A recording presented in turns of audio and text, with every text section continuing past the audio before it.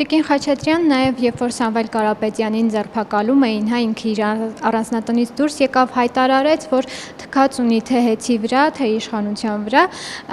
այսինքն ընդհանուր առմամբ անձը, որ հայտարարում է, թե եկել է այստեղ պահպանելու արժեքները, բարոյական արժեքները, նման հայտարարությամբ է հանդես գալիս, սա ո՞նց է գնահատում։ Իրոք թքած ունի Սամվել Կարապետյանը հեծի վրա, որովհետև հեծի աշխատանքը տարիներ շարունակ դա են ապացուցել։ Վարչապետը նաև խոսեց հեծը պետականացնելու մասին, նաև գրառում կատարեց, որ պետականացման պլանը պատրաստ է, շատ շուտով այն կմտնի գործնական փուլ։ Ինչպես պետք է դա լինի։ Գործնական փուլ չեմ կարող ասել ինչպես պետք է լինի, այո, պետք է հեծն էլ պետականացվի, պետք է երկաթգիծն էլ պետականացվի, այն ամենը, ինչ Ռոբերտ Քոչարյանը ժամանակին նվիրել է